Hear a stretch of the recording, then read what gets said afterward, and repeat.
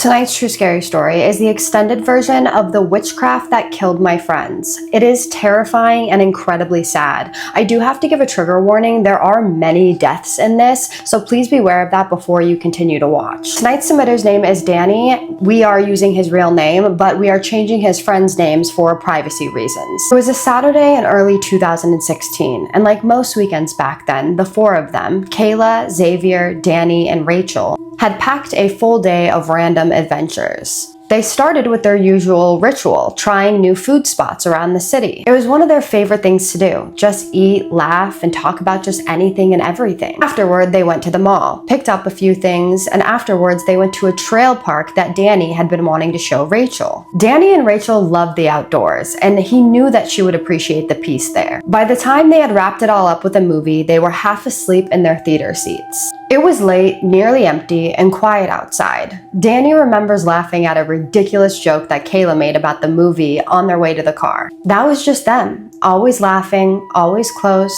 always together, never a dull moment. Kayla's parents were out of town, and she noticed how drained and tired Xavier and Danny looked, so she offered that they crash at her place for the night. She said she didn't mind at all, so they agreed, and Rachel rode with Danny to her house. They had no idea that their last night together had already begun. Once at Kayla's house, they kicked off their shoes, put their bags in the living room, and started unpacking their mall finds. They were just talking amongst friends, cracking jokes about the movie, when the conversation shifted. Kayla started venting about working overnights at a gas station in a rough part of town. She had mentioned that she used to struggle to be alone at night, until her aunt, who practiced witchcraft, taught her a spell to help silence that fear. Her tone was casual, even proud. Rachel, usually skeptical about anything spiritual, actually leaned in. "Will it really work for me?"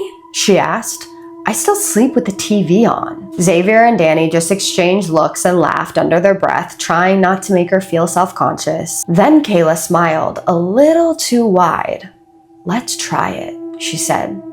"I have the candles upstairs." Danny shrugged it off, thinking it would just be some harmless chanting and some awkward giggles. They'd probably end up back on the couch watching YouTube, roasting each other as usual. Danny had no idea how wrong he would be. Kayla came back downstairs holding 3 thick black candles, dusty, heavier than Danny's wrist, smelling faintly of burnt plastic. She flickered a small silver lighter and led them back into the back of the guest room in the back of the house, the only room without carpet. He felt uneasy. There was something off about that room. The air, it felt too still, like the house itself was holding its breath. Moonlight filtered through the blinds in pale stripes. Kayla arranged the candles in a triangle and had Rachel sit crisscross-legged in the center. Then she turned off the lights. She asked Danny to join. He said no, he'd stay behind. The moment the flames lit, the atmosphere shifted. It felt like the entire room inhaled. A soft whoom, then a sharp chemical stench of hot wax filled the air. Kayla closed her eyes and began whispering in a low voice, words Danny didn't recognize, but they echoed strangely in his chest. He tried to tune it out, but he couldn't stop the chill from climbing up his spine. Then the candles started to flicker in sync, left to right, left to right. Not like flames dancing randomly, but like something was walking around them. That's when the fear hit Danny, deep, instinctual. He backed out of the room and walked straight into the kitchen, his heart racing. He just stood there, trying to focus on anything else, but his body knew something wasn't right. Then he heard it, a slow, scratching sound coming from the other side of the door they were behind.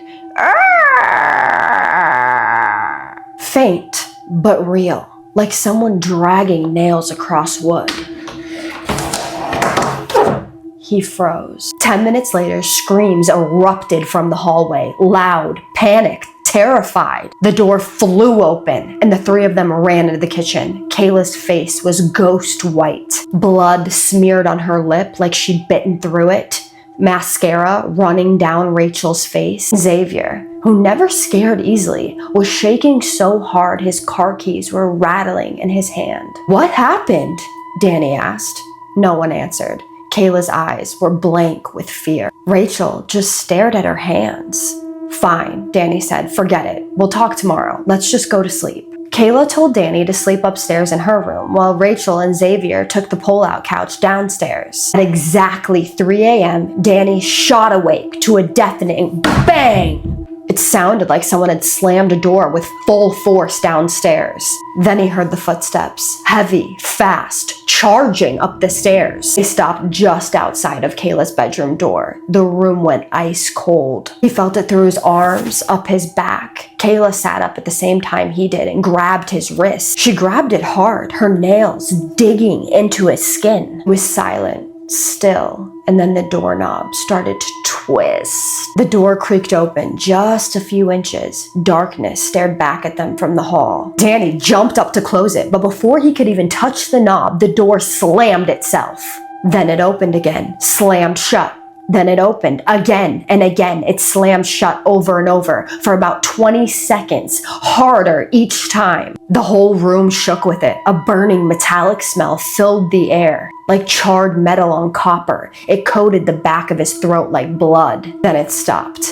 Dead silence. They didn't move. They didn't speak. They just sat there frozen until sunlight seeped through the blinds. The next morning they walked downstairs. Xavier was making breakfast like nothing had happened. Rachel was scrolling on her phone, quiet. Too quiet. Did you guys hear anything last night? Danny asked. They looked confused. No. Why? The air in that house was thick, heavy. It felt like something was still watching them. They sat in silence, no jokes, no laughter, and for the first time ever, they left without hugs. The whole day, Danny remembers feeling drained, not just tired, but completely worn out. He couldn't explain it. It was like a dark cloud followed him home. He tried to shake it off, but it stuck with him like static. He couldn't stop thinking about that scratching. The fear in their faces, he didn't know what it all meant yet. But he would soon. Danny had stopped at the store to get some things for his nephews, who he was supposed to babysit. But his sister then ended up texting him, telling him that there was a change of plans and that he didn't have to babysit anymore. So he decided he was just gonna stay home and rest. When he first laid down, his phone rang. It was Kayla. She was hysterical, crying so hard he could barely understand her. Danny! Xavier's dead! He'd lost control of his motorcycle, hit a car, landed headfirst, gone. Just like that. Xavier wasn't just his friend, he was his brother. They had met at camp for teens who had survived sexual abuse. He was the first person who had Danny told that he had been raped by his family friend at his grandfather's funeral. He was raped by his uncle, so he understood the pain that stemmed from this trauma. When Danny told him, he didn't flinch, he didn't pity him, he just listened and then hugged him. He was always smiling, always joking, always showing up. That was Xavier, and he was just gone. A week after Xavier's funeral, Rachel and Kayla went to Danny's place. None of them talked about the night of the spell since it had happened. They sat quietly for a long time, and then Rachel finally spoke. When you left the room, she said softly, it got quiet, too quiet. And then we heard voices, hundreds of whispers all around us. Then she paused. Something stepped out of the corner. It was huge, a demon. And across its chest, carved deep, was the word death. When it shrieked, the windows rattled. She started crying. Kayla just buried her face in her hands and sobbed. She couldn't say anything. She couldn't. And Danny knew then that they had opened something that shouldn't have been touched. On June 5th, 2016, Danny was at his nephew's birthday. He fell asleep, exhausted, and had the worst nightmare he's ever had in his life. Xavier was crouched in a corner, eyes wide with fear. Behind him stood a tall, shadowy man in a hat, grinning. Evil. And behind him, dark hands started to claw at Xavier and drag him backwards. Danny, help me! He screamed. Danny tried to run to him, but a thick, smoky wall stood between them. He pounded on it with everything he had, but he could not get to him. He had never heard such a horrifying scream the way he heard it from him. And then it just faded, and Xavier disappeared. He turned and saw Rachel standing behind him. He hugged her. That hug burned into his soul, a feeling of deep hopelessness that he cannot explain. And then he woke up, drenched in sweat, heart pounding. He called Rachel right away. She answered on the third ring, trying to reassure him, but he could hear it. Something was off. He just had this feeling, a feeling of pit deep in his stomach. June 12th, 2016, exactly a week later, Danny got a call. It was his cousin. Danny, turn on the news. The Pulse nightclub shooting, 49 dead. Rachel was one of them. The hug in his dream, it made sense now. The grief hit him so hard he felt like he was drowning. He fell to the floor. Everything around him faded in static. He was supposed to go out with her that night. They were gonna go out again the following weekend and go back to the trail park. He's never gone back since, and he doesn't know if he ever will. Rachel wasn't just sweet, she was present. She showed up when no one else did. Once, during one of the hardest moments of his life, she showed up at his house with all of his favorite snacks. She didn't even ask what was wrong. She just sat with him. That's who Rachel was. And now she was gone too. After Rachel died, Kayla fell apart completely. She stopped eating. She lost her job, pulled every mirror out of her room. She said she kept seeing something watching her from them. He stayed with her as much as he could. He brought his Bible. He prayed. Some nights it helped. Other nights she'd start freaking out again, saying Xavier was in the hallway. Other times she'd cry into the wall, begging Rachel to forgive her. Her family tried everything, counseling, therapy, but nothing helped. She was slipping away. The last time Danny saw her, he didn't even recognize her. She was pale, empty, like she wasn't even living inside of her own body. Then one night she snapped. Her mother called the police. Said she was pacing around the house, screaming things no one could understand. When the officers arrived, they tried to approach her. Kayla lunged at one of them with a knife. He shot her. She died instantly. Her mom couldn't handle it. She was never the same. Her parents eventually divorced. He kept in touch with her siblings for a while after that, but over the years, they just faded away. 3 funerals, 3 beautiful lives, 3 people he loved, gone. Danny asks himself every night, why didn't he stop it? Why didn't he say no? Why didn't he grab Kayla's wrists, blow the candles out, and tell them all to get out? He goes to sleep, hoping that he'll wake up and see them here again, but he won't. Reality is locked away with a key. So instead, he tells the truth. Witchcraft is not a game. Hollywood glamorizes it.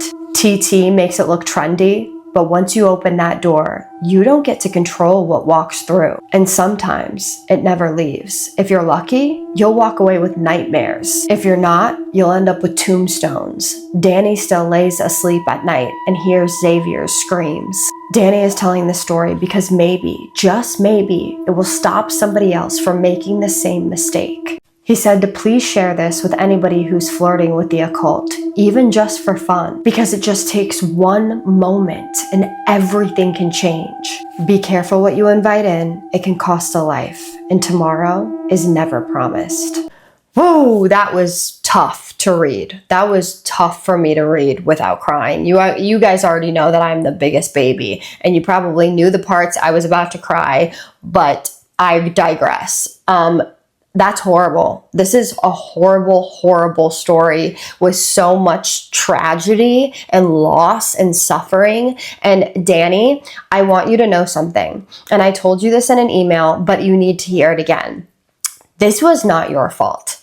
There was nothing that you could have done. What were you going to do? You were going to try to stop your friends from playing a game? They were going to do what they were going to do. And you backed out of it. You didn't want to be a part of it. For a reason. So do not blame yourself, because this is not your fault at all whatsoever. And whatever darkness is behind this is also certainly not your fault. You guys were just kids. I mean, what were you gonna do? You kids playing a game. Kids play games all the time. They play Bloody Mary. They play red door, yellow door. I mean, I could go on forever on what games kids play, but you guys didn't know that you were messing with dark magic that was for real legit and going to cause serious damage. You had no way of knowing that. There was nothing you could have done to stop that. And not only that, but this was not your responsibility to stop this. Do not take on this burden that is not yours to take on. What happened to them was horrible, and it was also not their fault, and they did not deserve it in any means. But I just want you to know that please stop blaming yourself. The longer you blame yourself for this, the longer this darkness and this dark energy is going to reside within you. And you're never going to be able to let go of that dark energy until you heal from this and forgive yourself. And honestly, you have nothing to forgive yourself for. But until you let go of this, this will continue to haunt you, literally. I am so sorry for the things you have been through in your life. You are so incredibly strong, and I commend you so much for opening up about all of the things you opened up about. That was courageous to do. I mean, to let me share those personal things about you was seriously, I commend you on that so much. So thank you for doing that. And thank you for choosing me to tell your story. I honestly feel honored to have shared this story. And I truly do hope that it helps somebody out there. Now, what do my YouTube friends think of this? Can you guys please leave comments and let us know what you think about this story? What do you think happened here? I truly hope that you guys can give your opinions, your thoughts, and just share with Danny whatever is on your mind. Please be respectful and positive if you can. I would really appreciate it. And with that being said, I am now going to do my favorite part, which is the shout outs. My first shout out is going to Stella Thompson 1904. Girl, you left the sweetest comment. You can also compare me to Mr. Ballin. Like, you guys are so sweet for doing that. I can't even tell you how much that means to me. I love him. And so when I get compared to him, it genuinely just makes my whole entire life. Thank you so, so much. I appreciate that you appreciate my work more than you could possibly understand. It means everything to me. And I would not have this channel without you. So thank you so much for supporting me and helping me build this channel and being kind and just genuine. It means the whole world to me, and I love you so much. Thank you. Next shout out is going to Kaylee Mulhall 7575. Thank you so much for your comment. You also left such a sweet comment, and it truly means the world to me. I genuinely don't know what I would do without you guys. You guys make my day on a regular basis, and when I see comments like you left, it just makes me feel better, because there are negative comments, not really on YouTube as much. Sometimes on my shorts there are, but like on TT there are sometimes. And then I come to YouTube and I see you guys here, and I'm just like, I'm so lucky to have these people. So I'm so lucky to have you, and I hope that you know that, and I love you so much for it. Thank you. With that being said, I just wanted to mention something. I know that I said I was covering a sleep paralysis story tonight. I will be covering that in 2 days. This story came to me, and I promised that I would tell it, and I forgot that I had promised I would tell it on YouTube. So that story is definitely coming. I know you were looking for it, Jammin. So it's coming, I promise you. But with that being said, my name is Kaisa, and I tell true scary stories on here every other night. Sometimes that you guys submit to me, and sometimes that you guys recommend to me. So you can always give me your recommendations. So if you're into that, hit that subscribe button so you can get notified next time I tell a true scary story. And if you liked my story tonight, please hit that like button so that my video can get pushed out, but only if you appreciate my work. I would really, truly appreciate it. And what's the last thing? I just need you to do 3 things for me. And what are those? I need you to keep sending me your scary stories and your recommendations. I need you to have a safe night. And what's the third one? Say it with me.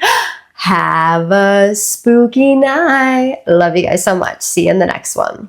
Spooky kisses and haunted hugs.